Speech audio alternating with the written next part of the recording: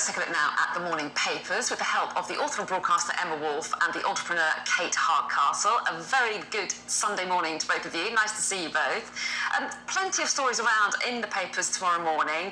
Emma, let's kick off with your first choice. This is the front page of the Sunday Express, reflecting on those revelations yesterday that Prince Charles reportedly was heard in private describing the government's Rwanda migrant policy as appalling.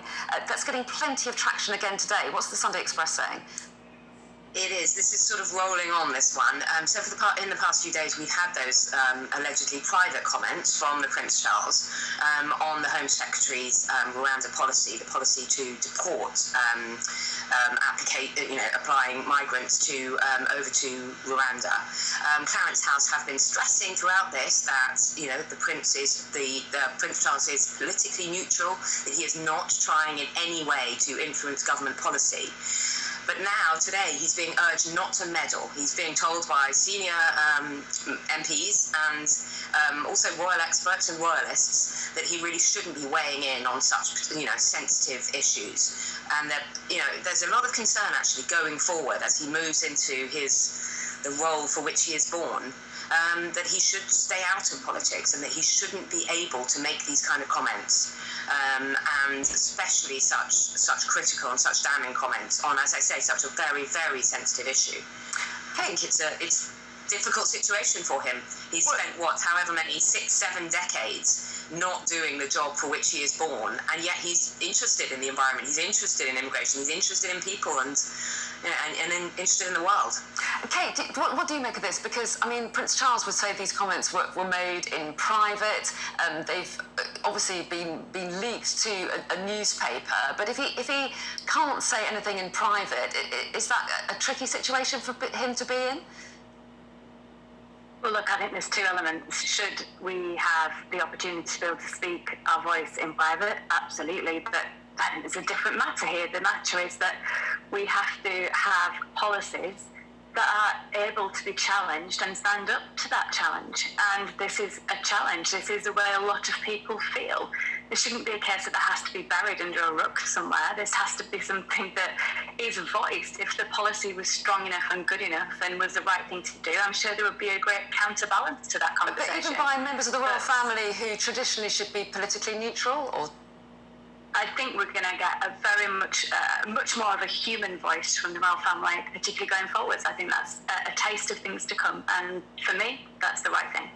And Kate, you wanted to talk about the front page of the Sunday Times, didn't you? And this is about the new food strategy and what it might mean for farmers. The Sunday Times take on this is Johnson turns his back on green agenda.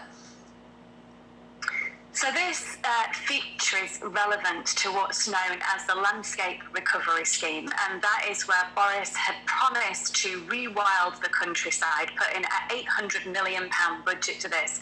That looks like it's been scaled back to about 1% of the ideal spend of the originally planned spend to be able to do the job and justice. I think there's a few things going on. There's a suggestion that Boris is moving back from green initiatives, particularly post-COP26. We are indeed living through a cost of living crisis. The UK produces 64% of our food, and that has scaled back since the 80s. It was about 78% around the 80s. So we absolutely do need to produce food. But I think we're looking for leaders here that can do more than one job at once. We absolutely need to look at climate change. We have got an absolute climate SOS, and I think it's absolutely within our rights to ask our government to be able to do both. If it's a move and shift and an initiative that takes this rewilding scheme and perhaps focuses it on food production, I don't think that's necessarily a shift back from the Green Initiative by itself. But however, if we start to see a lot more of the promises that were made at that great summit in Glasgow last year start to disappear, start to become less of a priority, I'm concerned. I think, as I said, we deserve for both initiatives to be done. We deserve focus on the people right now who need to be able to heat and eat their homes, eat within their homes, and do that within the budgets. We need to look at wages, we need to look at cost of living, etc. But absolutely, we need the green initiatives looked at too. Emma, do you think that's right? It's possible to do both. It's possible to tackle the cost of living crisis, but also maintain those green targets. Well, it has to be, as Kate says, both for the environment and for people, and the problem is that all of this is, firstly, too little too late. I mean, people are struggling now. People are struggling this summer and especially this winter with heating and eating, with the soaring cost of food prices on supermarket shelves. But to throw into that, the problem is that the government is going to be, and Boris Johnson in particular, is going to be hamstrung going forward. We've already seen key policies being watered down or dropped because as he, is in an insecure position since the confidence vote, he's going to be trying to appease left and right. Look at the food strategy. Nothing really groundbreaking as was hoped for in tomorrow's big food strategy. So I think we're going to see a really, really difficult balancing act from government, and this rural strategy is, absolutely needs to be looked at and should have been planned years ago, really.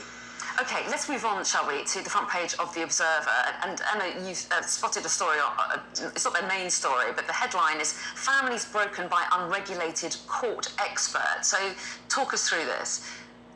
This is really concerning. It's a warning from the Association of Clinical Psychologists that families, particularly mothers, having their children taken away by unregulated, court-appointed psychological experts. And I put that in quotes because they are so-called psychological experts. There doesn't necessarily need to be, an acceptable level of qualification. Many of these psychological experts are not fully qualified. Some of these experts are making really quite, life-changing decisions for children and their families, young children and their families. Because of the sensitivity of family court, of course, it's very, very difficult to come by details of this stuff. It can't be publicly reported. But this investigation by The Observer speaks of a scandal behind closed doors with mothers accused of parental alienation, things like this. So it's very, very concerning. Okay, let's move on to another issue that you've picked out, Kate. This is in the Sun on Sunday. Women's safety dial delay fury. Explain.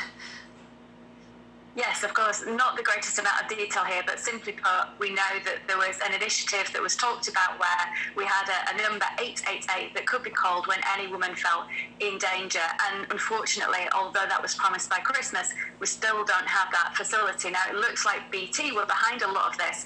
And the story really points at the fact that companies shouldn't go out making huge PR promises if there's going to be an under-delivery. And I think this is so clear in today's society when we know that many people want businesses to be better.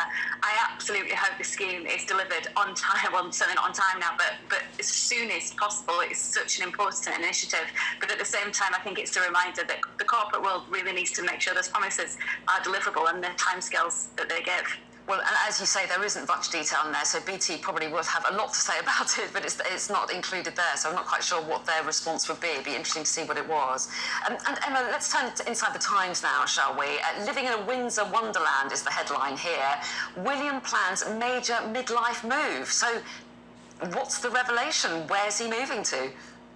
The revelation is, as we talk of the, cost of living crisis, this feels a little bit insensitive. But anyway, our lovely Duke of Cambridge, who has been, a real star of the Jubilee, is planning, as he turns 40 next week, and apparently is feeling quite daunted by turning 40, he's planning to believe he's 40. That makes me feel really old. I know. And his wife has already turned 40. She didn't get to make a major life move. But anyway, William is feeling daunted and is planning a major life change for the family. They're going to be moving from London to the Berkshire estate. They will eventually be moving, so it will be a house on the Queen's Windsor estate. And the plan is eventually that they will move into the big house, into Windsor Castle, because apparently Charles is not keen on moving there.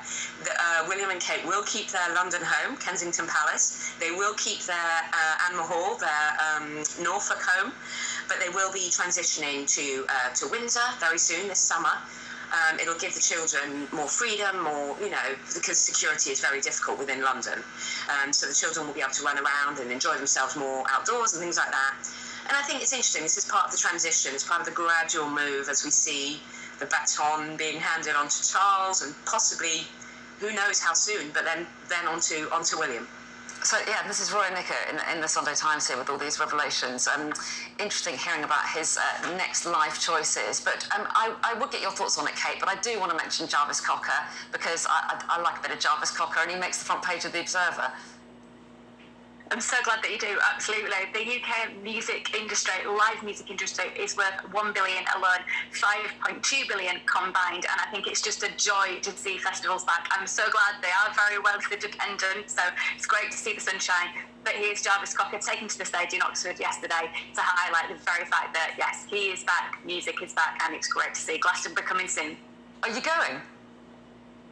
I wish. I absolutely wish. I've been trying to get a ticket. It's the biggest I know. lottery out there. I spent hours of my life trying to get one and failing. Anyway, we will see you both in an hour again, but thanks very much indeed for the moment. Do stay with us. We've got all the top stories coming up for you on Sky News Breakfast next.